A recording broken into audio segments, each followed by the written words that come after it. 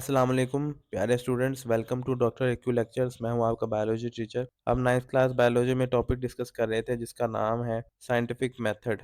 Scientific method में हमने last time discuss किया था रिकग्निशन ऑफ बायोलॉजिकल प्रॉब्लम, और रिकग्निशन ऑफ बायोलॉजिकल प्रॉब्लम के बाद हमने डिस्कस किया था ऑब्जर्वेशंस को, और हमने नंबर 3 पे डिस्कस किया था हाइपोथेसिस को।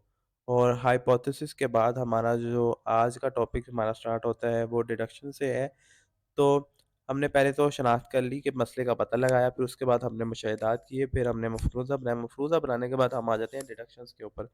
और डिडक्शंस में हम मंतकी नताइज को निकालते हैं। मंतकी नताइज यानी ऐसे नताइज, ऐसे नतीजे अख़ज़ करते हैं कि जिसके पीछे कोई ना कोई वजह छुपी होती है।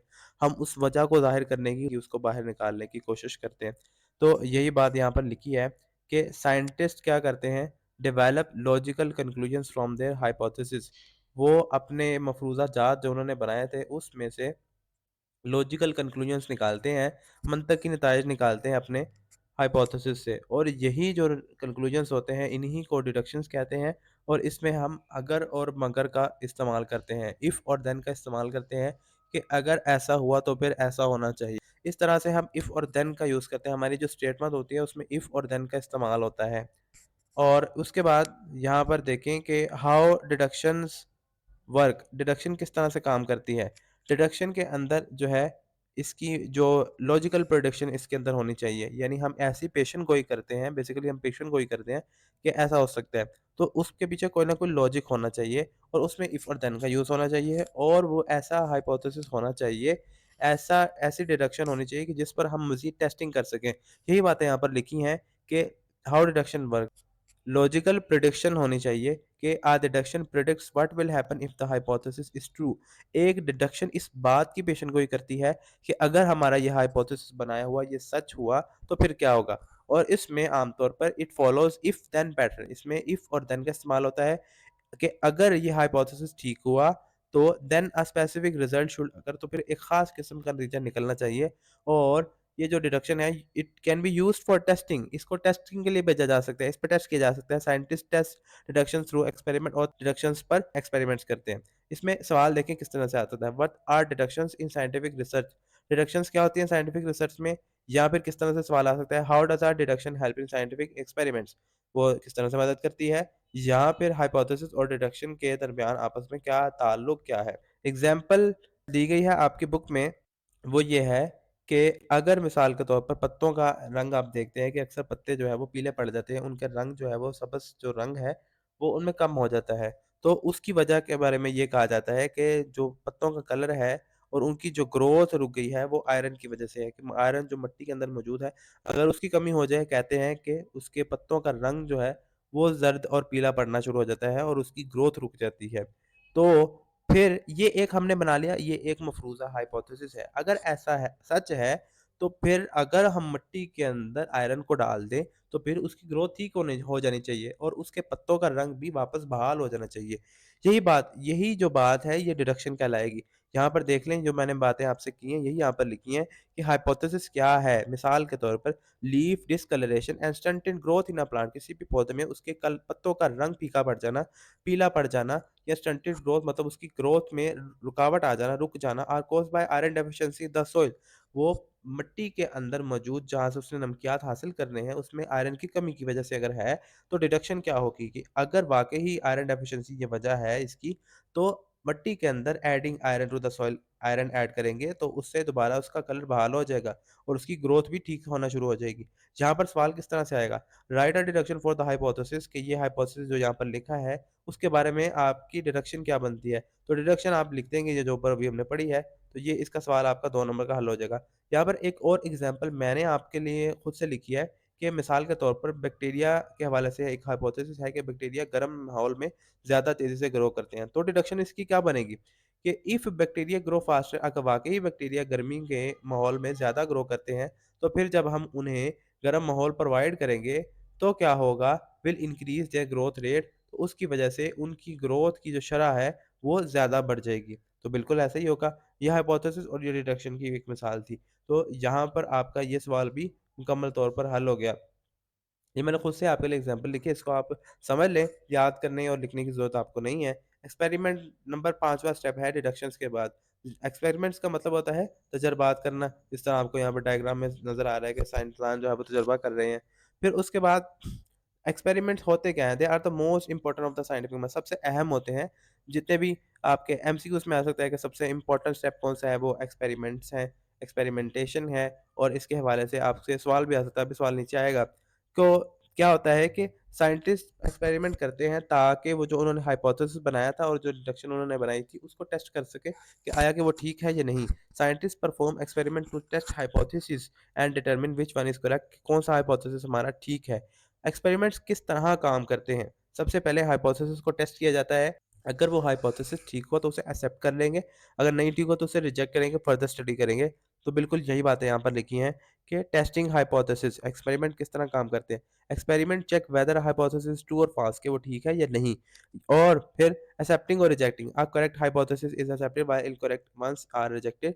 ठीक वाले जो होंगे उनको कबूल कर लिया जाएगा और गलत जो होंगे उनको रिजेक्ट किया जाएगा। फर्दर इन्वेस्टिगेशन होगी, जाहिर सी बात है। Scientist make new predictions in deductions and perform more experiment to confirm the results.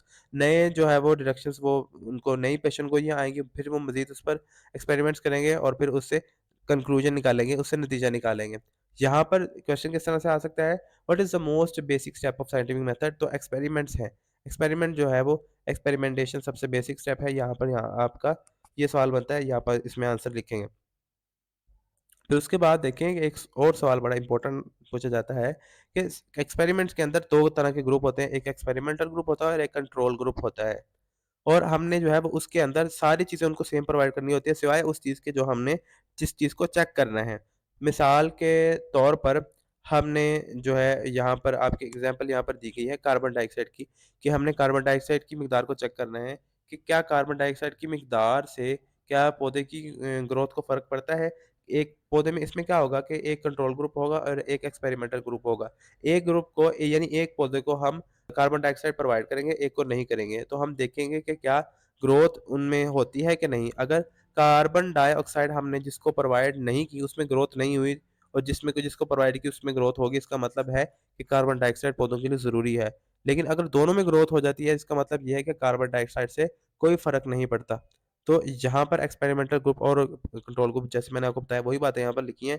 When conducting experiment scientist set up 2 group, 2 group बनाते हैं, एक्सपेरिमेंटल ग्रुप और control group.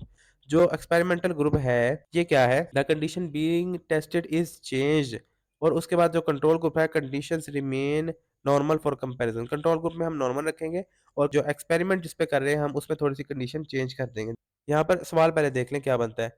What are the experimental group and control group in an experiment? एक experiment में control group क्या है और experimental group क्या है। यहाँ पे एक्सपेरिमेंटल ग्रुप जो है वो कंट्रोल ग्रुप से किस तरह से डिफरेंट है, यही यहाँ पर। और अगर मिसाल पूछी गई है तो मिसाल आपने लिख देनी, उसका सवाल भी नीचे लिखा हुआ है। एग्जाम्पल कैसे है, टू टेस्ट, ये चेक करने के लिए कि if carbon dioxide is necessary for photosynthesis you setup, कि कार्बन डाइऑक्साइड खुराक बनाने के लिए पौधों के अंदर ज़रूरी है कि नहीं। तो आप क्या बनाएंगे, एक एक्सपेरिमेंटल ग्रुप बनाएंगे, एक कंट्रोल ग्रुप बनाएंगे। एक्सपेरिमेंटल ग्रुप कौन सा होगा, a plant without carbon dioxide, जिसमें कार्बन डाइऑक्साइड नहीं होगी। और कंट्रोल ग्रुप कौन सा होगा, a plant with carbon dioxide, जिसमें हमने उसको कार्बन डाइऑक्साइड दी होगी। तो फिर नतीजा क्या निकलेगा, if photosynthesis only occurs in the control group, it proves carbon dioxide is necessary। अगर फोटोसिंथेसिस सिर्फ कंट्रोल ग्रुप में होती है तो हमें पता चल जाएगा कि हाँ वाकई ही कार्बन डाइऑक्साइड बहुत ज़रूरी है।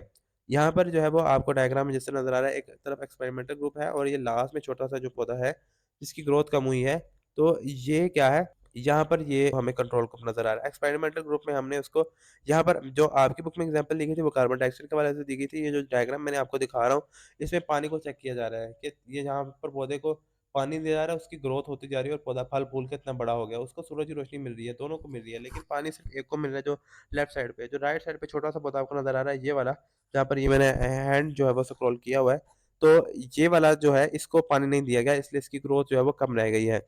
यहाँ पर सवाल किस तरह से आता है, in carbon dioxide experiment for photosynthesis what role does the experimental group play? कि कार्बन डाइऑक्साइड का एक्सपेरिमेंट करते हुए फोटोसिंथेसिस के लिए कि कौन-सा जो है वो किरदार अदा करता है कार्बन डाइऑक्साइड एक्सपेरिमेंटल ग्रुप के अंदर। ये सवाल आपके आ सकता है, ये जो ऊपर अभी हमने डिस्कस किया है। लास्ट जो हमारा टॉपिक है, वो लास्ट जो स्टेप है, मरहला है साइंटिफिक प्रॉब्लम को या बायोलॉजिकल प्रॉब्लम को हल करने का, उसका नाम है रिजल्ट्स, यानी नताइज अखज़ करना।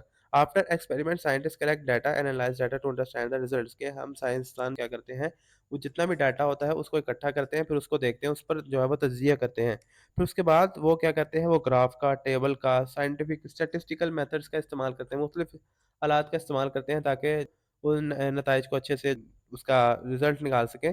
दे use statistical methods, graphs and table to summarize findings, के लिए जो हासिल किया गया उसको आसानी से हम जो है वो दरियाफ़्त कर सकें।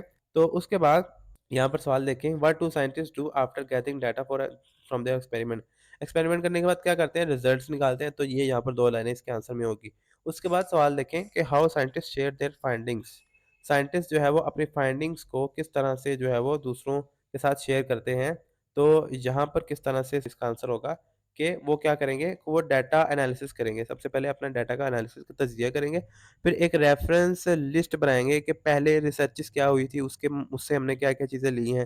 फिर उसके बाद उसको पब्लिश करेंगे, उसको जर्नल्स में, रिसालों में और किताबों में शाया करेंगे। फिर उसको प्रेज़ेंटेशन की शक्ल में लोगों को दिखाएँगे, लोगों को बताएँगे, सेमिनार मुनक्किद करेंगे, नेशनल और इंटरनेशनल, बैनुल-अक़वामी और कौमी सतह पर मुख्तलिफ़ प्रोग्राम का इनेकाद करेंगे और फिर लोगों को बताएँगे। मुख्तलिफ़ साइंसदानों को बताएँगे कि हाँ, मैंने ये चीज़ें जो है वो निकाली हैं, नई चीज़ें दरियाफ़्त की हैं। तो यहाँ पर यही बातें लिखी गई हैं कि सबसे पहले साइंटिस्ट को किस तरह से अपनी फाइंडिंग्स को, जो तलाशशुदा जो उन्होंने चीज़ें हासिल की हैं, उनको कैसे दूसरों के साथ शेयर करेंगे। सबसे पहले डाटा एनालिसिस है। Results are examined using graph, charts and statistics to for accuracy. तो इस तरह से वो चार्ट का, ग्राफ वगैरह का इस्तेमाल करेंगे ठीक तौर पर अपने नताइज को निकालने के लिए। रेफरेंस लिस्ट, इसमें क्या करेंगे, all sources of information are cited to give credit to previous research, ताकि हम जो है वो प्रीवियस जो पहले वाली रिसर्च जिसको हमने स्टडी किया, जिसके साथ हमने लिंक किया, उसको भी हम जो है वो साथ में क्रेडिट दे सकें। फिर उसके बाद पब्लिशिंग करेंगे, यानी शाया करेंगे।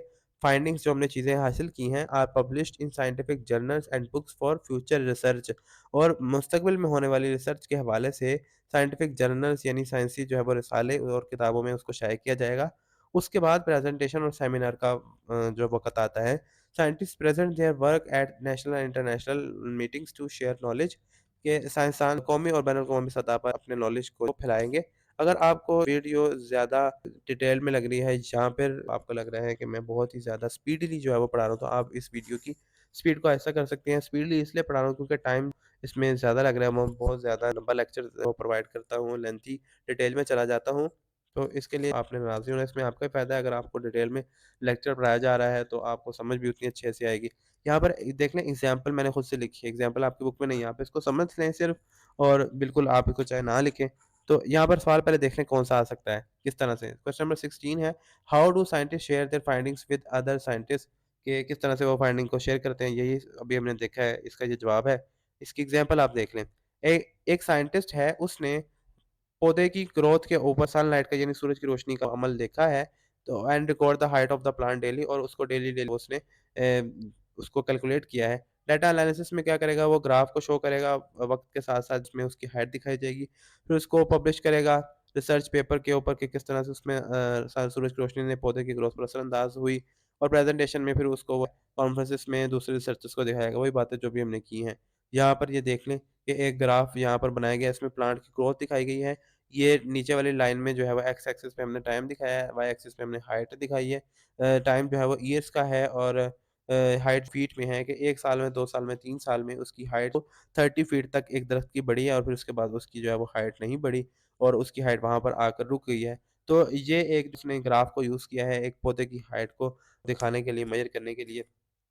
ये आज का हमारा लेक्चर था, जिसमें हमने साइंटिफिक प्रॉब्लम के जो पहले 3 स्टेप थे वो हमने पिछले लेक्चर में देखे थे, जिसमें हमने रिकॉग्निशन ऑफ बायोलॉजिकल प्रॉब्लम यानी मसले का पता लगाना, और उसके बाद हमने क्या देखा था, हमने ऑब्जर्वेशंस के हवाले से डिस्कस किया था, और फिर हमने तीसरे नंबर पर हमने क्या किया था, तीसरे नंबर पर हमने हाइपोथेसिस बनाया था। हाइपोथेसिस बनाने के बाद हमने रिडक्शंस देखा, जिसमें हम इफ देन का यूज़ करते हैं, लॉजिकल कंक्लूजन्स निकालते हैं, हमने इसकी एग्ज़ाम्पल्स देखी, फिर उसके बाद एक्सपेरिमेंटेशन, और लास्ट में जो हमारा जो टॉपिक है, जिसमें हमने लास्ट स्टेप है वो रिज़ल्ट्स का है, कि साइंटिस्ट अपने रिज़ल्ट्स को निकाल कर वो लोगों के सामने पेश करते हैं। तो ये हमारा आज का लेक्चर था।